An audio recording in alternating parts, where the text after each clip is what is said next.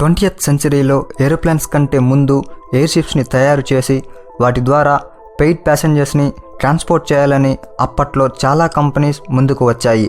కానీ అనుకోని విధంగా అప్పటి వరకు తయారు చేసిన అన్ని ఎయిర్ షిప్ల కంటే అతిపెద్ద ఎయిర్ షిప్ అయిన హిండెన్బర్గ్ ఎయిర్ షిప్ కొన్ని టెక్నికల్ ఇష్యూస్ వల్ల ఒక్కసారిగా లోపల మంటలు చెలరేగి గాలిలోనే కాలిపోవడంతో మొత్తం ఎయిర్ షిప్స్ ట్రాన్స్పోర్టేషన్ విధానం నిలిచిపోయింది. కేవలం ఈ ఒక్క ఎయిర్ షిప్ ఫెయిల్ అవడం వల్ల ఎందుకు మొత్తం ఎయిర్ షిప్ ట్రాన్స్పోర్టేషన్ విధానాన్ని స్టాప్ చేశారు? ఒకవేళ మళ్ళీ ఎయిర్ షిప్స్ని రన్ చేస్తే ఏమవుతుంది? అసలు ఈ హిండెన్బర్గ్ ఎయిర్ షిప్ ఎలా కాలిపోయింది అనే విషయాల గురించి ఈ వీడియోలో నేను మీకు ఎక్స్ప్లెయిన్ చేయబోతున్నాను. So let us enter into this topic. నీటిపై ప్రయాణించే ఒక షిప్ గాలిలో ప్రయాణిస్తే ఎలా ఉంటుంది? అటువంటిదే ఈ ఎయిర్ షిప్. అంటే ఒక ఎయిర్ షిప్ దాదాపు ఒక షిప్ పరిమాణాన్ని కలిగి ఉంటుంది. అందులో ఉండే అన్ని లగ్జరీ ఫెసిలిటీస్ని ఈ ఎయిర్ షిప్లో పొందవచ్చు.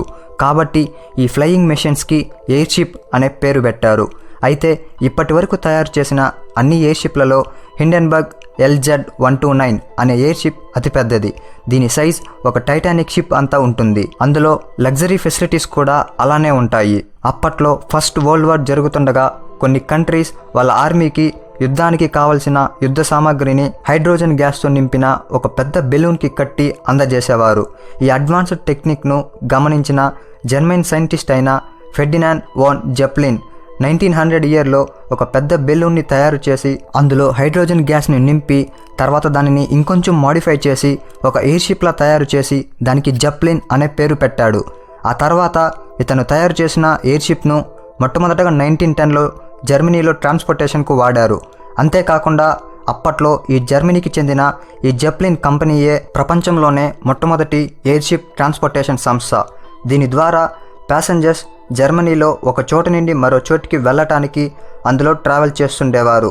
అప్పట్లో ఈ టెక్నాలజీ జర్మనీకి తప్ప మరే ఇతర కంట్రీ దగ్గర లేకపోవడంతో ఫస్ట్ వరల్డ్ వార్ జరుగుతుండగా ఈ కంట్రీ ఇలాంటివి ఏకంగా 1191 ఎయిర్ షిప్స్ను తయారు చేసి వాటిని బాంబర్స్గా మరల్చి శత్రు దేశాలపైన ప్రయోగించింది. అలా మొట్టమొదటగా బ్రిటన్ పైన ఈ ఎయిర్ షిప్ బాంబర్స్ను జర్మనీ ప్రయోగించింది. అలా గాలిలో ఇంత పెద్ద ఆకారంలో ప్రయాణించే ఈ ఎయిర్ షిప్స్ను చూసి మొత్తం ప్రపంచం షాక్ అయ్యింది. ఈ ఎయిర్ షిప్స్ గాలిలో అలా దాదాపు 95 గంటలు ఉండి 6760 కిలోమీటర్లు ట్రావెల్ చేసి తిరిగి వచ్చాయి. అయినా సరే ఇంకా 65 గంటలు ట్రావెల్ చేసే ఫ్యూయల్ అలానే ఆ ఎయిర్ షిప్స్లో మిగిలిపోయింది. సో ఈ జర్మనీ తయారు చేసిన ఈ ఎయిర్ షిప్స్ను చూసి USA అండ్ ఫ్రాన్స్ కంట్రీస్ కూడా ఇటువంటి ఎయిర్ షిప్స్ను తయారు చేశాయి. కానీ అలా వారు తయారు చేసిన ప్రతి ఎయిర్ షిప్ కూడా బ్లాస్ట్ అయిపోయేవి. అలా USA తయారు చేసిన రోమా అనే ఎయిర్ షిప్ 1922లో బ్లాస్ట్ అయ్యి 36 మెంబర్స్ చనిపోయారు. 1923లో డైనోమాక్స్ అనే French navy air ship explode అయ్యి 52 members, UK ship R101 blast అయ్యి 48 మెంబర్స్ చనిపోయారు.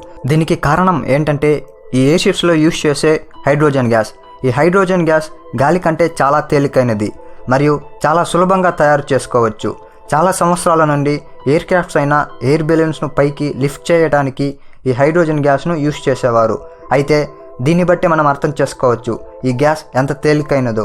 అలానే ఈ హైడ్రోజన్ గ్యాస్ హైలీ ఇన్ఫ్లేమబుల్. అంటే ఈ గ్యాస్కు చాలా త్వరగా గాలిలో మండే స్వభావం ఉంటుంది. అంటే ఈ గ్యాస్కు ఒక చిన్న స్పార్క్ తగిలినా లేదా హై టెంపరేచర్ దీనిపై పడినా చాలా త్వరగా మండుకుంటుంది. ఇటువంటి గ్యాస్ను యూజ్ చేసి USA అండ్ ఫ్రాన్స్ తయారు చేసిన చాలా ఎయిర్ షిప్స్ యాక్సిడెంటలీ చాలా త్వరగా పేలిపోయాయి. అయితే ఇక ఈ హైడ్రోజన్ గ్యాస్కు ఆల్టర్నేటివ్ అయిన హీలియం గ్యాస్ను యూజ్ చేయాలని అనుకున్నారు. కానీ ఈ హీలియం గ్యాస్ హైలీ ఎక్స్పెన్సివ్ మరియు దాన్ని తయారు చేయాలంటే అంత ఈజీ అయిన పని కాదు. 1925లో ఈ హీలియం గ్యాస్ కేవలం ఒక్క USA దగ్గర మాత్రమే ఎక్కువగా దొరుకుతుండేది. కానీ ఈ USA దాన్ని వేరే కంట్రీస్కి ప్రొవైడ్ చేసేది కాదు. ఇక చేసేదేమీ లేక అన్ని కంట్రీస్ ఈ హైడ్రోజన్ గ్యాస్ను యూజ్ చేయడం, అవి తరచూ బ్లాస్ట్ అవడం జరుగుతుండడంతో ఒక్క జర్మనీ తప్ప మిగిలిన అన్ని కంట్రీస్ ఈ ఎయిర్ షిప్స్ను తయారు చేయడం స్టాప్ చేశాయి. ఎందుకంటే ఈ జర్మనీ తయారు చేసిన హిండెన్బర్గ్ LZ-129 ఎయిర్ షిప్ అప్పటి వరకు చేసిన 17 ట్రిప్స్లో ఏ చిన్న సమస్యను కూడా ఎదుర్కోలేదు. అదే కాన్ఫిడెన్స్తో ఈ జర్మనీ మాత్రం ఎయిర్ షిప్ ట్రాన్స్పోర్టేషన్ విధానాన్ని కంటిన్యూ చేస్తుండేది. ఈ హిండెన్బర్గ్ ఎయిర్ షిప్ 1936లో అప్పటి వరకు ఏ ఎయిర్ షిప్ లేనట్టి గ్రాండెస్ట్ అండ్ బిగ్గెస్ట్ ఎయిర్ షిప్గా తయారయ్యింది. ఈ ఎయిర్ షిప్లో ఒక షిప్లో ఉండే అన్ని ఫెసిలిటీస్ ఉంటాయి. అలానే లగ్జరియస్ ఫీచర్స్ అయిన డైనింగ్ హాల్, మ్యూజిక్, పియానో లే room, reading room, rest room, smoke room అంటూ చాలా ఫెసిలిటీస్ ఇందులో ఉన్నాయి. అలానే బ్లూ కలర్లో చాలా పెద్ద పెద్ద విండోస్ ఉంటాయి. అవి ప్యాసింజర్స్ లోపల నుండి బయటకు చూడటానికి వీలుగా ఉంటాయి. అందులో పనిచేసే క్రూ మెంబర్స్ షిప్ మొత్తం తిరగటానికి అందులో చుట్టూ ఒక పొడవాటి దారి వాళ్ళ కోసమే ఉంటుంది. దాని ద్వారా వాళ్ళు మొత్తం ఎయిర్ షిప్ తిరగవచ్చు. ఈ ఎయిర్ షిప్ కింద భాగంలో ఒక కంట్రోల్ కార్ ఉంటుంది. ఇందులో కేవలం 2 కంట్రోల్స్ మాత్రం ఉంటాయి. వాటి ద్వారా షిప్కి ఉన్న 4 ఇంజిన్స్ సహాయంతో ఎయిర్ షిప్ను క్రిందికి, పైకి, అలానే లెఫ్ట్ అండ్ రైట్ సైడ్స్కి మూవ్ చేయవచ్చు. ఇది గాలిలో తేలిగ్గా ఎగరటానికి దీని ఔటర్ మోస్ట్ మొత్తం 16 హైడ్రోజన్ గ్యాస్ సెల్స్తో నింపి ఉంటుంది. అలానే ముందుకు పక్కకు కదలటానికి క్రింద 4 ఇంజిన్స్ ఉంటాయి. ఇవి మొత్తం ఎయిర్ షిప్ను కావాల్సిన సైడ్కు మూవ్ చేయడానికి హెల్ప్ అవుతాయి. దీని మొత్తం పొడవు 803 ఫీట్ ఉంటుంది. అలానే 135.1 ఫీట్ డయామీటర్ను కలిగి ఉంటుంది. సాధారణంగా ఒక షిప్ సముద్రంలో గంటకు 36 మీటర్ల డిస్టెన్స్ ప్రయాణిస్తే అదే ఈ హిండెన్బర్గ్ గాలిలో గంటకు 76 మీటర్స్ డిస్టెన్స్ ప్రయాణించేది. అంతేకాకుండా సముద్రంలో ప్రయాణించే షిప్స్ కేవలం పోర్ట్స్ వరకు మాత్రమే వెళ్ళగలవు. కానీ ఈ ఎయిర్ షిప్ నగరంలో ఎక్కడికైనా ప్రయాణించగలదు. కాబట్టి వీటి ట్రాన్స్పోర్టేషన్ విధానం చాలామందికి ఉపయోగపడేది. అయితే అప్పటి వరకు చాలా సేఫ్గా ఎటువంటి ప్రమాదంను ఎదుర్కొని హిండెన్బర్గ్ ఎయిర్ షిప్ 1937 మే 3న జర్మనీలోని ఫ్రాంక్ఫర్ట్ నుండి లేక్ హర్ట్, న్యూజెర్సీకి చేరుకోవటానికి 97 ప్యాసింజర్స్తో బయలుదేరింది. ఇది 3 డేస్ జర్నీ. అంటే మే 3 మార్నింగ్ బయలుదేరిన హిండెన్బర్గ్ ఎయిర్ షిప్ మే 6 మార్నింగ్కి డెస్టినేషన్కు చేరుకోవాలి. కానీ ఆ రోజు ఉరుములు, మెరుపులు ఎక్కువగా ఉండటం వలన భారీ వర్షం కురుస్తూ గాలి ఎక్కువగా వీస్తుండడంతో 12 గంటలు లేట్గా డెస్టినేషన్కు చేరుకుంది. కానీ ఇంకా అది కిందకు ల్యాండ్ అవ్వలేదు. యాక్చువల్గా అది గ్రౌండ్కు ల్యాండ్ అవ్వగానే అక్కడ పక్కనే ఉన్న 2 టవర్స్కు పెద్ద తాడులతో ఆ ఎయిర్ షిప్ను కట్టి పెడతారు. దాన్ని చూడటానికి చాలామంది విజిటర్స్ అండ్ న్యూస్ రిపోర్టర్స్ అక్కడికి వచ్చి ఆ ఎయిర్ షిప్ ల్యాండింగ్ను వీడియో తీస్తూ రికార్డ్ చేస్తున్నారు.